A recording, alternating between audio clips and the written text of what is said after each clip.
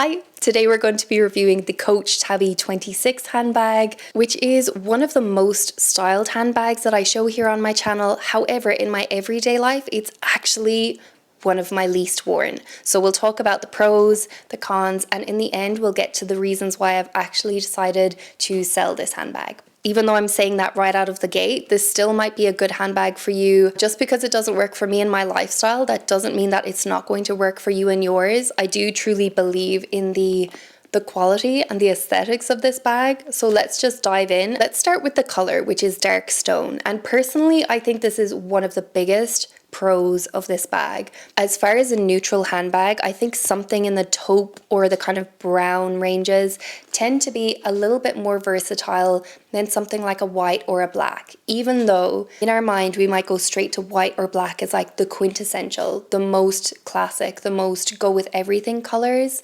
I tend to find that especially with white, it marks easily. You need to kind of baby it a little bit more. It gives you a little bit more of the fear, you know? So if you're a clumsy person like me, or if you have children like I do, sometimes a bag like a white bag might be something that's a little bit too precious. You always have in the back of your mind, is this going to get ruined at a moment's notice? And I feel like I just don't have that fear when I'm carrying a bag that's in a more serviceable color like this. You could say the same thing about the black. It's darker, it's not going to show up marks, but black is not actually a staple in my personal wardrobe. I find that I do wear black a lot of the year, but even if I'm wearing a head to toe black look, I often like my handbag to be a different color and kind of pop against the black. Personally, I feel like especially if black is not one of your neutrals, having something like the taupe, this will work with a black outfit, it will work with a lighter color outfit, and it kind of goes with every color in between. So I always recommend, if you're looking for a good everyday color, everyday handbag, choose something outside of the black and white ranges. Just while we're talking about color, something else to note is that the micro suede lining that's on the inside of this bag is actually a tonal color with the taupe. It's not like that kind of mustard color that you get with the white version with the black version, just in case that was something that was a deal breaker for you, the inside color of the bag. And if you didn't know, micro suede is actually not technically a suede, it's a synthetic vegan leather, if you want to call it that. It's like a synthetic material that's not actually made from a cowhide. Unlike the leather of the bag, which is a genuine leather, it's actually a top grain leather. So if we're looking at the quality of leather in handbags, the most high quality that you can get is a full grain leather, which uses all of the hide, the whole of the skin. And then the top grain just uses the top part of the leather, and then it has the pebbled leather pattern embossed into the leather. I have heard people say that pebbled leather is less prone to scratching, but personally in my experience, this is still a pretty soft leather, and it actually came out of the box with a few scratches on it already, even as I was like peeling off all of the packaging that it comes beautifully packaged in. There was still a scratch, which I don't know if you'll be able to see, but I'll try and capture it in some close-ups.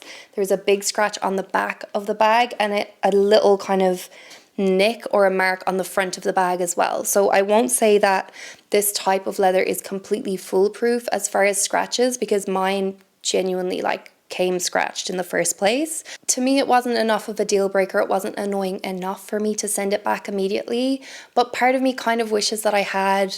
Anyway, I made my decisions, and you know, the pebbled leather, it's not completely infallible. It does get scratched. However, because of the nature of the pebbling, it shows up slightly less. It's not as obvious that there's scratches there, and it just sort of depends on your personality if that's going to really bother you or if it's not going to be a problem. The reason why I went with the 26 is because it's actually a pretty good, like, medium-sized handbag. Easy enough to put on one-handed. Ish. Easy enough to work with one hand if you are always having, say for example, a child in your other hand like I often am. It's easy enough to kind of open the flap, get in, grab your wallet out and get about your day. And for me, I always look for that functionality. Like, how easy is this going to be if I have my other hands full of a screaming child, if I have my other hands full of shopping or something, and I'm trying to finagle my handbag at the same time. So I always do the kind of the one-handed test, like how much can I do with one hand while I'm using this handbag. To me personally, it passes the one-handed test, and I love that about this bag. That's another pro. And it does come with 2 straps, the shorter shoulder strap as well as the longer crossbody strap, which you can actually wear both on the bag at the same time. And I feel like if you're the kind of person that likes to kind of switch it up functionality, sometimes you need to just go hands-free and have your crossbody, but then you might just want to grab it by the shoulder strap. It's actually not a problem to wear both the straps at the same time. I don't find that the top strap tends to get in the way or like ruin the functionality of the bag or anything. And I have worn both straps on the bag at the same time without a problem. It hasn't affected the use of the bag. But speaking of the longer crossbody strap, I hate it. It's actually a massive con. First of all, it's extremely long. Whenever you first get it out of the package, the shortest hole will have it sitting pretty much like right down on your low hip. I have a pretty regular length torso. I am petite-ish. I'm 5'4", but it's because my legs are short. My torso is actually a pretty regular length. So I feel like even taller women would have a similar issue where the bag just hangs slightly too low. It doesn't look very flattering. It looks a little bit like it's oversized or something. Personally, I got around that issue by actually just taking a leather punch and punching a few more holes in it so that I could wear it shorter up on my body. But I feel like it wouldn't cost Coach that much more to just put a few extra holes to make it so that it has that added functionality of being a little bit shorter if you prefer it to be shorter. And also there's something about the width of the crossbody strap that is substantial. It's quite chunky and wide. And for some reason, whenever I put on the bag as a crossbody, it kind of makes me feel a bit like Indiana Jones, like I'm going on a mission, you know what I mean? It feels a little bit masculine. It doesn't feel very elegant. The vibe of the bag, yes, it is equestrian, kind of inspired, but there's something about when you're wearing it as a shoulder bag that feels quite feminine, that feels quite elegant. And then as soon as you kind of pop it on with the crossbody strap, it kind of loses that elegance a bit and it feels a little bit clunky. It feels a little bit more utilitarian maybe. And so personally, I feel like it kind of messes with the vibes of the bag a little bit, but that's just a purely personal observation. Either way, I purchased the bag so that I could have the option of having it as a shoulder bag and a crossbody, but because I just disliked the crossbody strap so much, it ends up losing that functionality for me in a big way. It makes it so that I reach for this bag far, far less, so it's really just not getting the wear that it deserves in my wardrobe. A final note on the strap is that I just wanted to draw attention to the hardware, which is beautiful and very, very good quality. I love the brass on it. I love how kind of sturdy they are, but there's something about the shape of this clip here, and I'll do a close-up of it so that you can see. It tends to get caught on jumpers, and I have actually kind of ruined one of my mohair cardigans because it got caught and pulled one of the threads by getting caught on this little kind of nub that sticks out that you like open and close the hook with. So it can get caught on more delicate knitwear, which I think is just something that you need to bear in mind if you're clumsy again like I am, or if you tend to wear more delicate clothes, that it's something that can get snagged on your bag. That genuinely might just be a me problem, but in case there's anybody else out there like me, I just wanted to mention that as something to know. Now, I did go with the 26 as opposed to the 20, the smaller version, because I thought, well, it's bigger, right? I'm going to get more functionality. I'm going to get more space in there. Technically, there are 5 internal compartments here. However, the front internal compartment is very, very skinny. It basically only fits maybe a few pieces of paper or receipts or something like that. Very skinny, very flat. Let's fill up the bag and see what we can fit in there, shall we?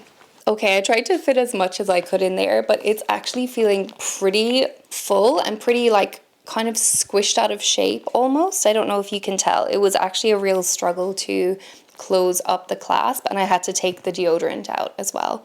Personally, if I was going traveling and like keeping all of my passports and all of my tickets and everything in here, this is like the bare minimum of what I would want to be bringing, and I would probably want to be bringing a little bit more than this as well. I think it's one of those cases where it looks like it should fit more, and then whenever you try to fit everything that you really need to bring with you, you kind of have to compromise. It does have compartments that feel pretty spacious, but as soon as you fill one of the compartments, the other compartments just tend to get a little bit smaller. They kind of lose a little bit of the spaciousness that they had. And I feel like possibly if they had just had one big compartment and like maybe one zippered compartment or something like that, one, it would have been a lighter bag, and two, you might have actually been able to fit more in there because the walls of the compartments are taking up quite a bit of space inside the bag itself. There is this external back pocket which you could fit your phone into. It fits in there just like that.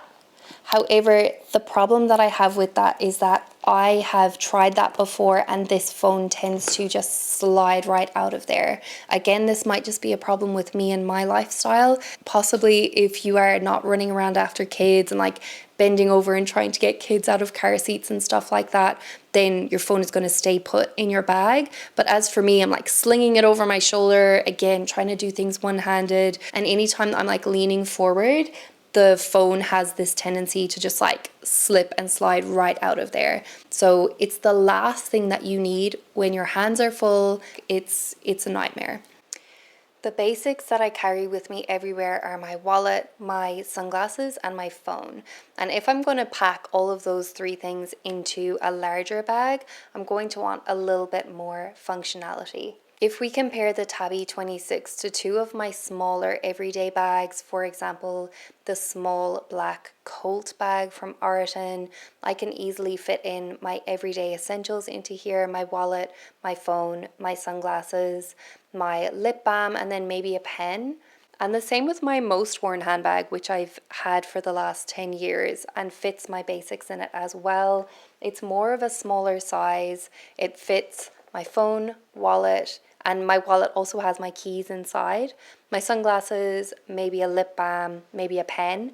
And then, so if I want to fit all of those basics into the Tabby 26, it can fit that and then not a whole lot more. I managed to fit my basics plus one notebook, and this notebook is, I would say, about an A5 kind of size. It's the Paper Blanks midi size. Bearing in mind that I'm not using the back pocket for my phone because, as I mentioned, it tends to slip out of the back pocket, so I tend to have to keep my phone inside the bag itself unless I'm carrying it on my person, like in my back pocket or something like that. However, if I am carrying a handbag, I just wanted to have the spaciousness to carry all of my essentials.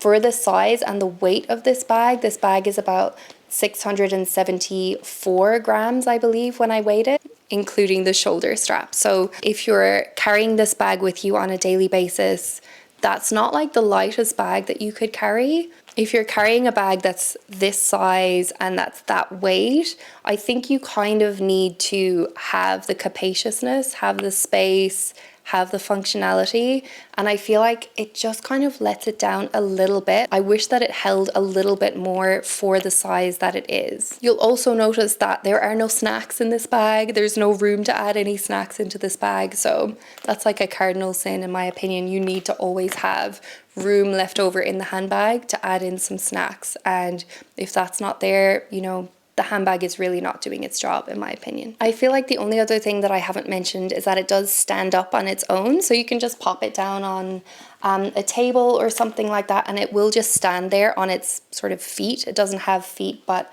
it has edge paint so that it'll be a little bit more protected. Sometimes when you're standing a handbag down and it doesn't have really anything to protect it, you kind of end up with wear on the corners, wear on the bottom.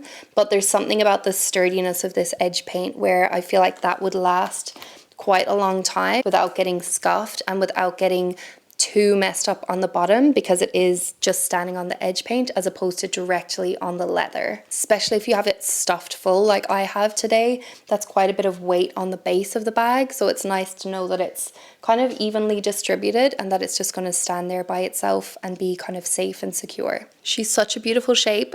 She's such a beautiful color. Love the aesthetic of this bag, and I feel like shape and size and style just looks so nice and elevates so many outfits, but at the same time it's not too ostentatious and in your face that you feel like you're like feeling overdressed, especially if you have a more casual lifestyle like I do. I feel like it still really fits into the kind of everyday bag vibes. It's very comfortable to wear. It fits super comfortably under the arm, and there's a lot of functionality in how you can use it one-handed. Most days I'm a minimalist. Most days the only thing that I bring with me are my wallet and my phone and my sunglasses, and my keys live inside my wallet, so I just need those three things with me. Sometimes they just go into a pocket, sometimes they go into a handbag like this. And I have used this as my everyday kind of minimalist handbag before as well. But there's something about the expectations that I had that it just didn't live up to. Again, it's not going to be something that I'm taking with me traveling because it just doesn't have enough space for me to bring my essentials and my family's essentials all together in like the one mothership handbag. I'm definitely in my era of if it's not a heck yes, then it has to be a no. So I'm getting a little bit more ruthless with what I'm letting go of and just my criteria around what gets to stay in my life. And it's definitely going to leave like a styling hole in my wardrobe, which will have to be filled by something similar but not quite the same, I think. I have a feeling that I might have even gotten more where if I had gotten the smaller version, the Tabby 20, and if I hadn't sort of set my expectations so high as far as what the bag can actually hold. I have seen reviews where people like stuff this completely full and have all sorts of stuff in there. And I feel like it just makes the bag extremely heavy, extremely unwieldy, and it sort of like bends the leather out of shape. And I found it a little bit tricky to close it up if I'm trying to stuff as much as I want into this bag. Wonder if it can fit a banana. It can fit a banana, but other than that, you know, you're not going to fit your wallet and your keys in there at the same time. Super open to arguments. If the Coach Tabby 26 is your everyday bag, if it's your ride or die, if you love it so much, please let me know in the comments down below. If you have any specific questions about this bag, please don't hesitate to ask them down below in the comments. I'll get back to you. Thanks so much for watching until the end, and I will see you very shortly in my next video. Bye!